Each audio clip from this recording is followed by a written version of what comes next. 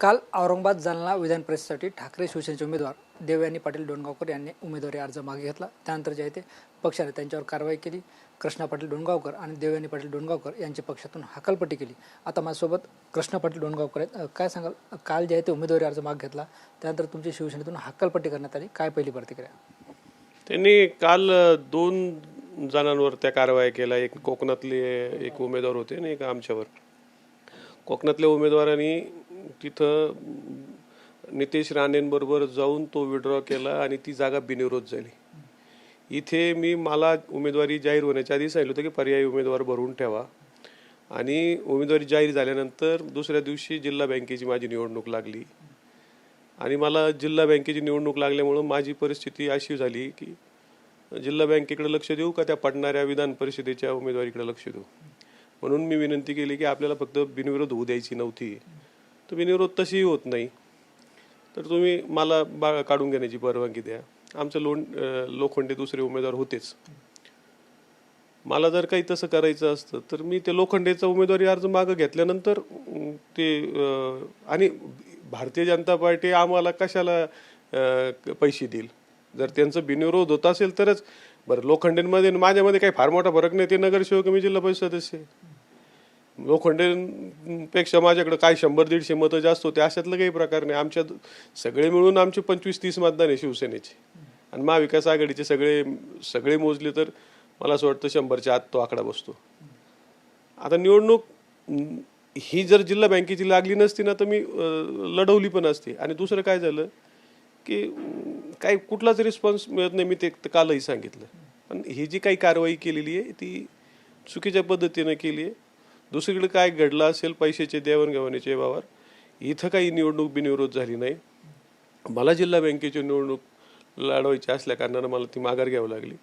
आम्ही शिवसेनेत असल्यामुळं आम्हाला सत्ताधारी पक्षांचा त्रास होतो, कारखान्यांना नोटीस दिल्या जातात आणि म्हणजे आमचं तर असं झालं की इकडूनही मार खावा आणि स्वतःच्या पक्षातूनही मार खावा, अशा प्रकारची परिस्थिती झालेली आहे। म्हणून हे जी चुकीची कारवाई झाली, मला याच्यात वाईट असं वाटतं की संजय राऊतांवर माझं म्हणजे विशेष मी त्यांना मानतो की ते अतिशय कडवटपणे त्यांची भूमिका मांडत असतात आणि त्यांनी ते ट्विट करावं हेच मला दुःख आहे। खरं म्हणजे पक्षाशी गद्दारी किंवा पक्षाला धोक्यात आणण्याचं काम कुठल्याही पद्धतीने माझ्याकडनं झालेलं नाही आहे। मी सुरुवातीला सांगितलं होतं पर्यायी उमेदवार होता, निवडणूक बिनविरोध होणार नाही याची फक्त आपल्याला काळजी घ्यायची। कदाचित जर लोखंडेची उमेदवारी नसती तर मी फॉर्मही मागं घेतला नसता, पण होती पर्यायी, आम्हाला फक्त बिनविरोध होऊ द्यायची नव्हती। आणि म्हणून ही जी काही चुकीची कारवाई झाली आहे असं माझं मत आहे। मी एकदा उद्धव साहेबांची भेट घेऊन त्यांना विनंती करणार आहे की आपल्या माध्यमातूनही विनंती करणार आहे की हे झालेली कारवाई मागे घ्यावी, अशी माझी विनंती आहे। याच्यावरती पक्ष साहेबांचा आहे, त्यांना जो काही निर्णय घ्यायचा ते घेतील। म्हणजे तुमची शिवसेनेत राहण्याची इच्छा आहे अजून पण? हो, मी शिवसेनेतच आहे, मला शिवसेनेतच राहायचं आहे। आता अनेक लोक म्हणतात बरं झालं तुम्हाला काढलं, पण मला नाही वाटत तसं। मला शिवसेनेतच राहण्याची इच्छा आहे, मला काही पुढे जाण्याची इच्छा नाही। आता त्यांनी जो घेतलेला निर्णय तो मागं घ्यावा अशी माझी त्यांना विनंती आहे। कोणाचे फोन आले ते आमच्या पक्षात या म्हणून? साहेब, पक्ष इतके झालेत की काय त्याला कुठेही जायला काही अडचण नाही का? पण येऊन गेले मला, ज्यांचे फोन यायचे त्यांचे मला फोन येऊन गेले। ते म्हटले बरं झालं तुम्हाला काढलं, त्यांचे आभार माना आणि आता आमच्याकडे येऊन जा। असं आहे की माझं मन म्हणतं की नको, आपण जिथं आहे तिथं बरं आहे। भाजपा की शिंदे शिवसेना? बघा, माझं भाजपशी नाही जाणवत। हा, आता शिवसेनेला दुसरा पर्याय दुसरी शिवसेना आहे। मग एकनाथ शिंदे साहेबांची माझे व्यक्तिगत चांगले संबंध आहेत, माझ्या ते घरी येऊन गेलेत। मला जिल्हा परिषदेच्या वेळेसही ते म्हटले होते की इकडनं लढू आणि आताही मला त्यांच्या भरोश्यावर लढायचं होतं। म्हणजे मी तुम्हाला काही असं लपून सांगत नाही, त्यांच्या मदतीनं मला ही निवडणूक लढवायची होती, पण त्यांनाही ती मदत करणं शक्य नव्हतं। म्हणून ते सगळं पॅचअप झालं सेना भाजपचं आणि म्हणून मग मी ठरवलं की बाबा ते त्यांची साथ मिळणार नसेल, फार सगळ्या अडचणी होणार असेल आणि ह्या निवडणुकीकडे माझ्या जिल्हा बँकेचं दुर्लक्ष होणार असेल तर आपण काढून घेतला पाहिजे। आणि ही सगळी गोष्ट मी तिथं मातोश्रीवर अंबादास दानवे असताना त्यांच्या कानावर घातली। तरी अशा पद्धतीची कारवाई करणार असेल तर शेवटी पक्षाचे मालक ते आहेत, त्यांनी त्यांचा निर्णय घ्यावा. मात्र तुम्ही ज्याबद्दल संजय राऊत यांच्याबद्दल जे आदर व्यक्त केला तेच त्यांनी जे आहे ते आर्थिक व्यवहाराचा आरोप केला आहे. संभाजीनगरबद्दल सुद्धा त्यांनी शंका व्यक्त केली आहे. हो, हा बघा, आजकाल ज्या पद्धतीने हे सगळे राजकारणात पैशाचा वापर चाललाय आणि भारतीय जनता पार्टी ज्या पद्धतीनं हे सगळा घोडेबाजार करते, अशा पद्धतीची शंका येणं स्वाभाविक आहे. पण काहीतरी व्यवहार तर तरी तपासली पाहिजे ना. ही काही निवडणूक बिनविरोध झाली का त्या कोकणातल्या निवडणुकीसारखी? हां, बिनविरोध झाली असती किंवा मी आमचा डमी फॉर्म काढायला लावून मग मी काढला असता, मग मी उभं राहिलो काय आणि लोखंडे उभे राहील का? भारतीय जनता पार्टीला किती मोठा फरक पडणार आहे? माझ्या आणि लोखंडेच्या शक्तीमध्ये आहे तरी किती फरक?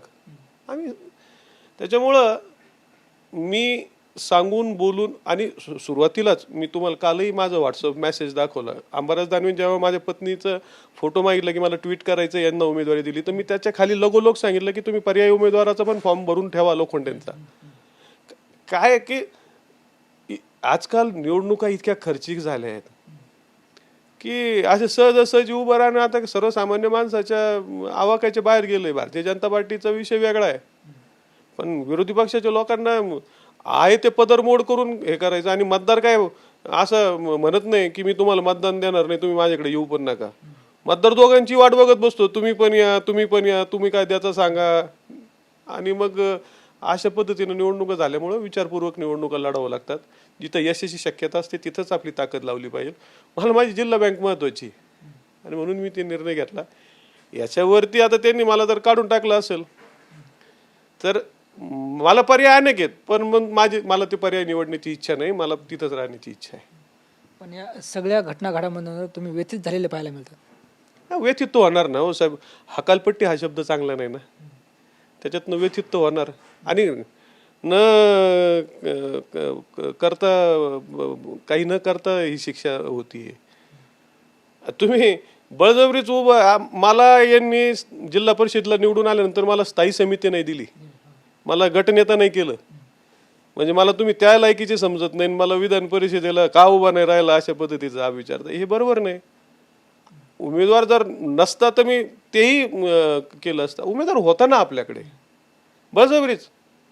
आता एकनाथ यांनी राऊत साहेबांनीच अनेक वेळेस सांगितलं की या विधान परिषदेच्या निवडणुकीमध्ये आमची संख्याबळ नाहीये, फक्त शिवसेनेची भूमिका आहे की बिनविरोध होऊ नये. बिनविरोध होणार नाही याची काळजी घेऊनच आम्ही फॉर्म विड्रॉ केलेला आहे.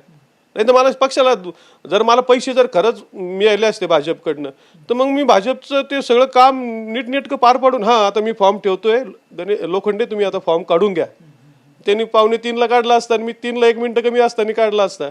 अरे ते भारतीय जनता पार्टीची सगळी सत्ता आहे, 3:30 बी काढून घेतला असता त्यांनी फॉर्म माझा, जर ठरवलं असतं तर. असं नाही ना, त्यांना बिनविरोध, हां बिनविरोध झालं असतं तर मग माझ्यावर तुम्ही आरोप शंका घेणं बरोबर आहे, पण न करता अशा पद्धतीची शंका घेणं आणि समाजात अशा पद्धतीचं. आता काय झालंय की बऱ्याच ठिकाणी त्या निवडणुका बिनविरोध झाल्यात. जिथं बिनविरोध झाल्यात तिथं हे व्यवहार झालेले आहेत, हे 100%. पण जिथं बिनविरोध होणार नसेल तिथं कोण पैसे देईल सांगा बरं मला. कुठंतरी व्यवहारात मला तुम्हाला तरी पटतं का की फक्त एक साधा फॉर्म विड्रॉ करण्यासाठी तुम्हाला पैसे देतील? का देतील? हे माझ्या विरोधात नोटिसावर नोटिसा काढतायत. मी भारतीय जनता पार्टीच्या विरोधात प्रत्येक ठिकाणी लढतोय, जिल्हा परिषदेला भारतीय जनता पार्टी, मी भारतीय जनता पार्टी बरोबर जाईल कसा? त्याच्यामुळं हे आरोप चुकीचे आहेत. त्यांनी राऊत साहेबांना माझी कळकळीची विनंती आहे की आपण हा जो गैरसमज जो झालेला आहे तो दूर करावा, वाटल्यास मला बोलून घ्यावं आणि हा विषय संपवा. खरं म्हणजे राऊत साहेबांशिवाय दुसरं कोणी ट्विट केलं असतं ना तर मला त्याचं काही विशेष वाटलंही नसतं, परंतु एक लढवय्या सच्च्या प्रामाणिक माणसानं च्या हातून मला शिक्षा जाहीर होणं हे काही माझ्या दृष्टीनं चांगलं मला वाटत नाही. आता पुढची भूमिका काय तुमची?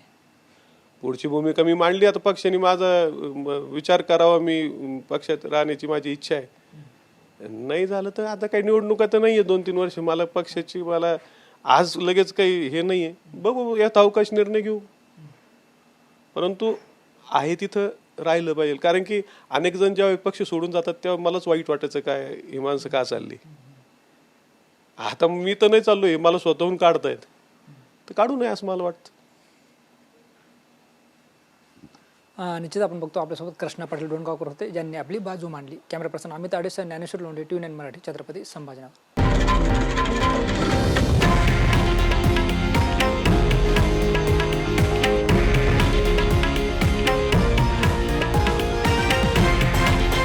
हे आहे देशातील नंबर 1 न्यूज नेटवर्क आणि आपण पाहत आहात TV9 मराठी, एकमेव.